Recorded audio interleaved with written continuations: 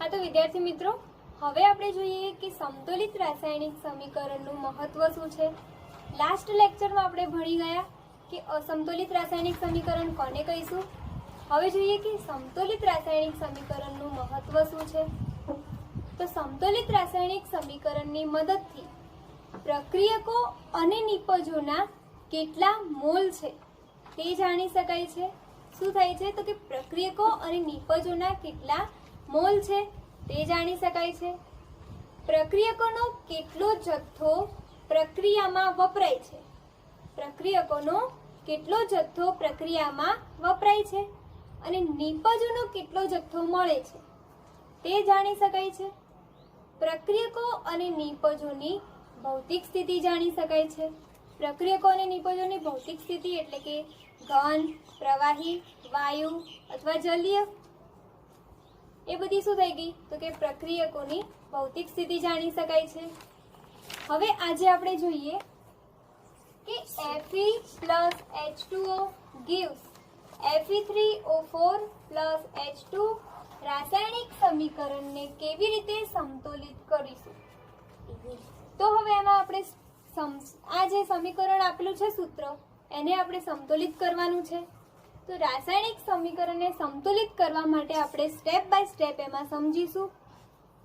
તો પહેલા નંબરનો સ્ટેપ જોઈએ, સ્ટેપ 1।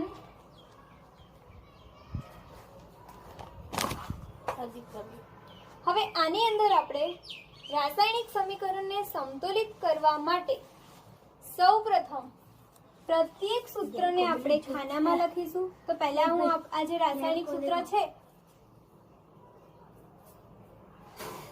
તો સૌપ્રથમ આપણે આ જે રાસાયણિક સૂત્ર છે એ હું લખી દઉં છું કે Fe plus H2O gives Fe3O4 plus H2। હવે આ જે સૂત્ર છે એને આપણે ખાનામાં લખી દઈશું। તો કે આ Fe ને આપણે ખાનામાં લખ્યું, H2O ને આપણે ખાનામાં લખ્યું, Fe3O4 ને ખાનામાં લખી દીધું અને H2 ને ખાનામાં લખ્યું, બરાબર। ખાનામાં લખ્યા બાદ આને આપણે સમીકરણ નંબર 1 આપી દઈશું। તો આપણું સમીકરણ નંબર 1 અને સ્ટેપ નંબર 1। પ્રત્યેક સૂત્રને આપણે સ્ટેપ 1 માં શું કર્યું તો કે ખાનામાં મૂકી દીધા। હવે આપણે જોઈએ સ્ટેપ નંબર 2।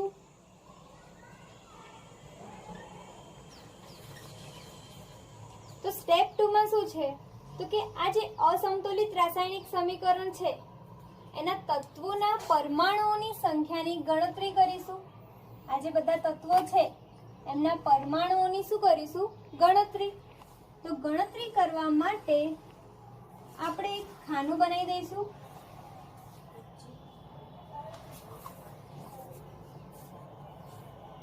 એમાં પહેલા કોલમની અંદર લખીશું તત્વ, બીજામાં આપણે લખીશું કે પ્રક્રિયકોમાં પરમાણુની સંખ્યા,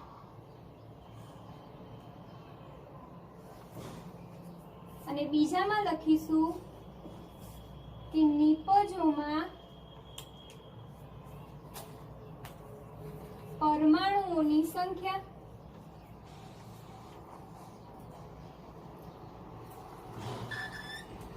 તો હવે આપણે તત્વો લખીએ। તો અહીંયા 3 છે, એક Fe, એક હાઇડ્રોજન અને બીજું ઓક્સિજન। તો હું લખું છું Fe, હાઇડ્રોજન તત્વ અને ઓક્સિજન તત્વ।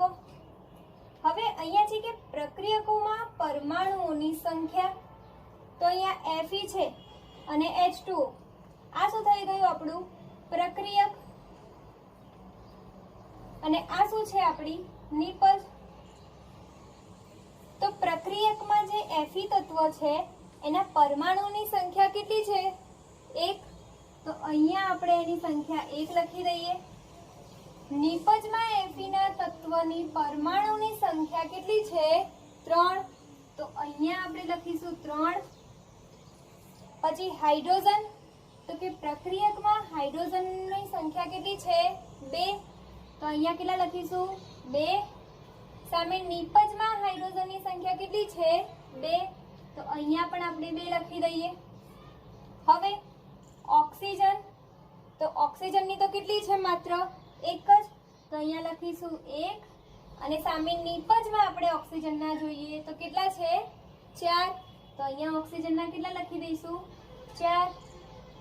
તો આપણે સ્ટેપ 2 માં શું કર્યું વિદ્યાર્થી મિત્રો, તો કે તત્વના જે તત્વો હતા એમાં પ્રક્રિયકો અને નિપજોના પરમાણુઓની સંખ્યા આપણે લખી.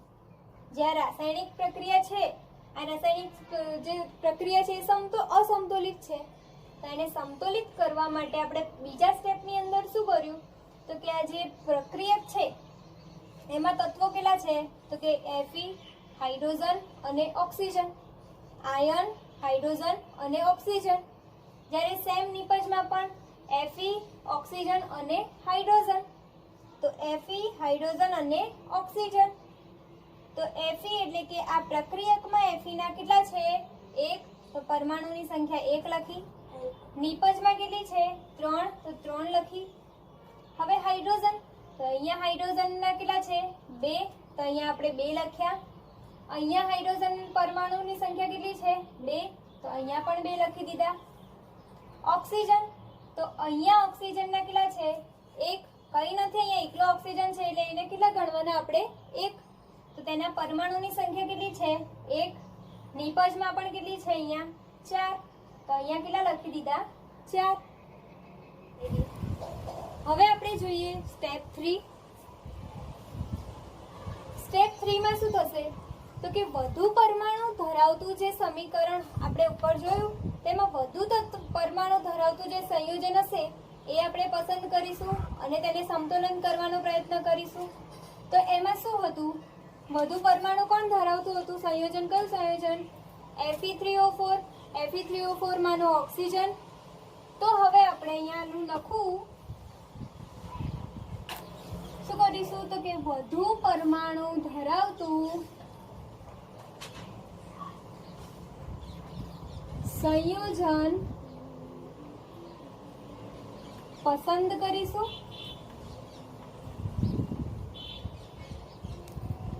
અને તેમાં તત્વોને સંતુલિત કરી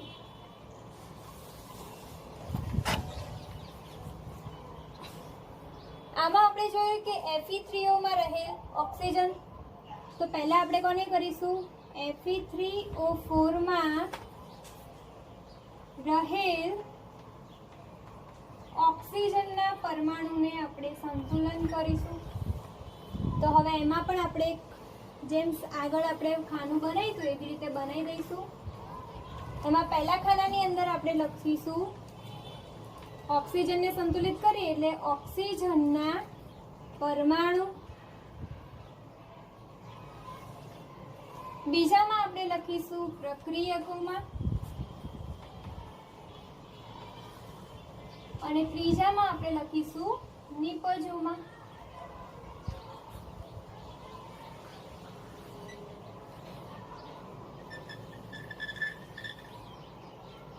આ ખાનું બનાવી દીધા પછી પહેલા સ્ટેપમાં આપણે લખીશું શરૂઆતમાં અને બીજા નંબરમાં આપણે લખીશું કે સમતોલિત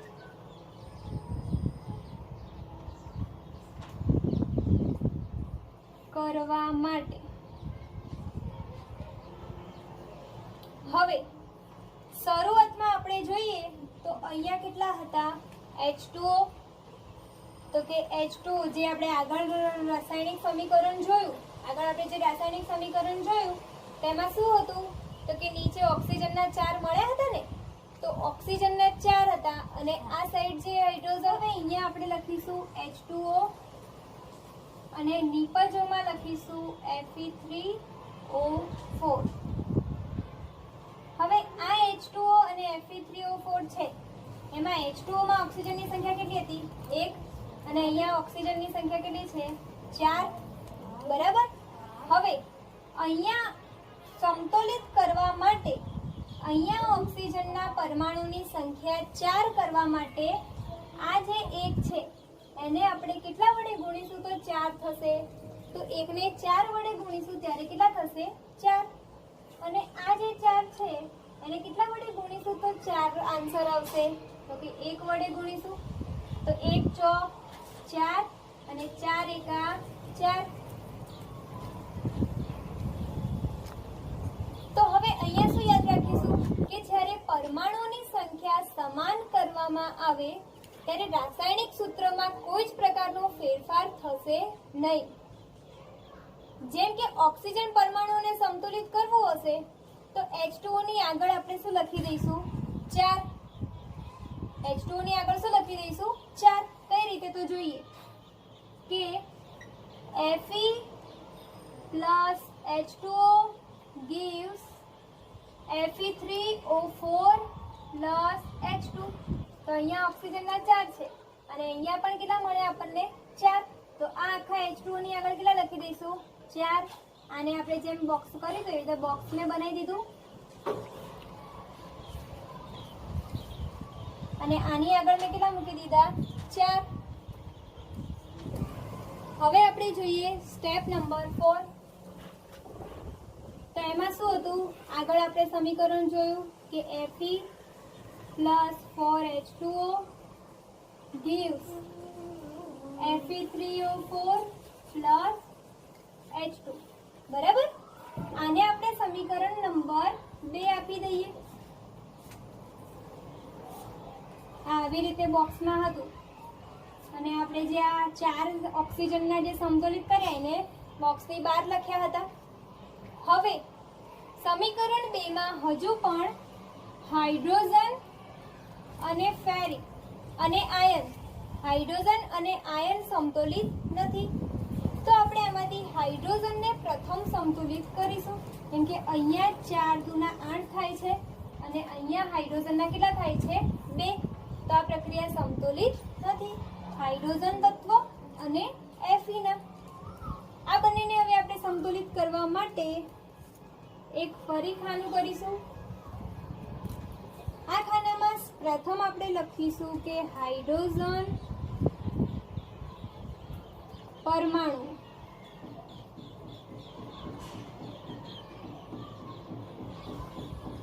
પછી અહીંયા લખીશું પ્રક્રિયકોમાં અને અહીંયા લખીશું નિપજોમાં.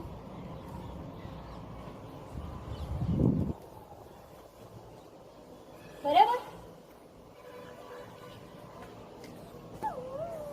હવે સેમ અહીંયા પણ આપણે લખીશું શરૂઆતમાં. તો શરૂઆતમાં પ્રક્રિયકમાં તમે જોવો તો અહીંયા શું છે 4H2O. બરાબર. અને આખો આપણે કાઉન્સ બનાવી દઈશું 4H2 અને અહીંયા આગળ એકલા શું હશે H2. તો અહીંયા તમે જુઓ કે 4 દુ 8 તો અહીંયા કેટલા આવી જશે 8 અને 2 એટલે અહીંયા 2. હવે અહીંયા લખીએ આપણે 2 કે સમતુલિત કરવા માટે તો હવે અહીંયા 8 તો છે જ તો 8 તો લખી દીધા. 8 ને કેટલા વડે ગુણીશું તો ઓક્સિજનના 8 પરમાણુ થઈ જશે. તો કે 8 ને 1 વડે ગુણીશું તો 8 એકા 8 અને 2 ને કેટલા વડે ગુણીશું તો 8 થશે તો કે 4 વડે.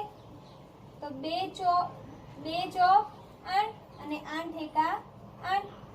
તો બંને જોડો તમે ઓક્સિજનના હાઇડ્રોજનના પરમાણુની સંખ્યા 8 થઈ ગઈ. બરાબર. હવે આ જે સમીકરણ 2 હતું આ એને આપણે લખીએ તો Fe plus 4H2O gives Fe3O4 plus હવે અહીંયા કેટલા વડે ગુણ્યા હતા 2 ને 4 વડે તો અહીંયા કેટલા આવી જશે 4H2 અને આને રાસાયણિક સમીકરણ નંબર 3 આપી દઈએ. તો સ્ટેપ 4 થઈ ગયું. શું કર્યું?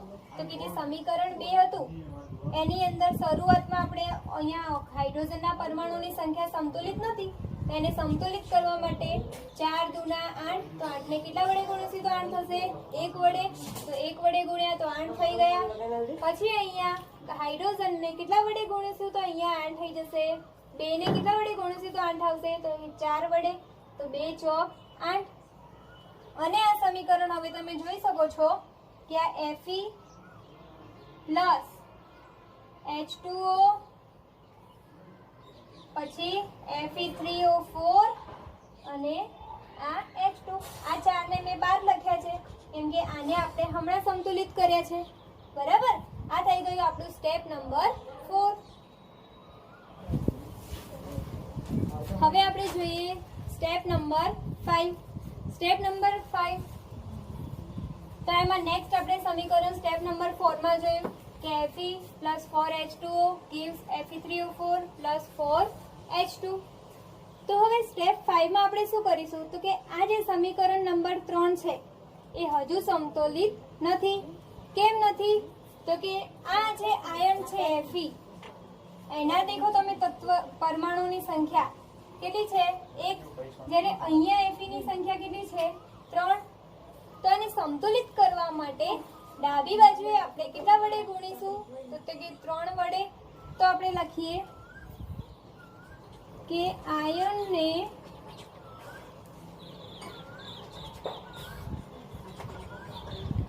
સંતુલિત કરવા માટે ડાબી બાજુ 3 વડે ગુણતા. ડાબી બાજુ કેટલા વડે ગુણતા? 3 વડે. તો હું આ લખી છું અહીંયા Fe plus 4H2 gives Fe3O4 plus 4H2. તો અહીંયા આપણે કેટલા વડે ગુણીશું? 3 વડે. શું કર્યું? ડાબી બાજુ 3 વડે ગુણ્યું. આ થઈ ગયું આપણું સ્ટેપ નંબર 5. હવે આપણે જોઈએ સ્ટેપ નંબર 6.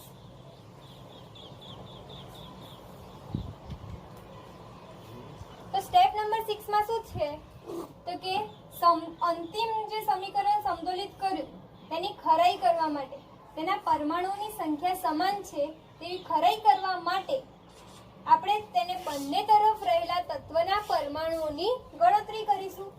તો કે 3Fe plus 4H2O gives Fe3O4 plus 4H2. તમે જોયો કે અહીંયા Fe છે તો કે અહીંયા Fe ના 3, તો અહીંયા પણ Fe ના 3. અહીંયા હાઇડ્રોજન 4 દુ 8, તો અહીંયા હાઇડ્રોજન 4 દુ 8. અહીંયા ઓક્સિજનના 4, તો અહીંયા પણ ઓક્સિજનના 4. તો આ આપણે થઈ ગઈ ખરાઈ કે આ રાસાયણિક સંતુલિત અવસ્થામાં છે સમીકરણ. હવે આપણે જોઈએ કે સ્ટેપ નંબર 7. સ્ટેપ નંબર 7 માં શું હશે તો કે તેની ભૌતિક અવસ્થા દર્શાવતી સંજ્ઞા લખવાની. ભૌતિક અવસ્થાઓ કઈ કઈ? જો ઘન હશે તો S લખીશું, પ્રવાહી હશે તો એને L લખીશું, વાયુ હશે તો એને G લખીશું, અને જો જલીય માધ્યમમાં હશે તો એને આપણે AQ લખીશું, એક્વા. બરાબર? તો આ જે Fe છે ત્યાં આપણે સોલિડ લખીશું, આ જે H2O છે ત્યાં ગેસ લખીશું, આ જે Fe3O4 છે ત્યાં સોલિડ લખીશું, અને આ જે H2 છે ત્યાં ગેસ.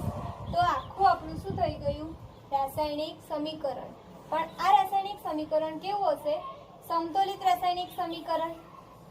હવે ઘણી વખત આ પ્રક્રિયાઓ થતી વખતે જે રાસાયણિક પ્રક્રિયામાં તીર દેખાય છે ને, આ તીરની ઉપર તાપમાન, દબાણ અથવા ઉદ્દીપક વગેરે એ બધું તીરની ઉપર લખવામાં આવે છે.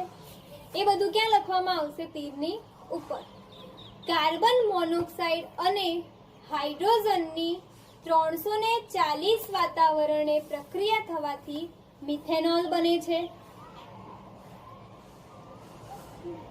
જેમાં 340 વાતાવરણ હશે એ તીરની ઉપર લખવામાં આવે છે.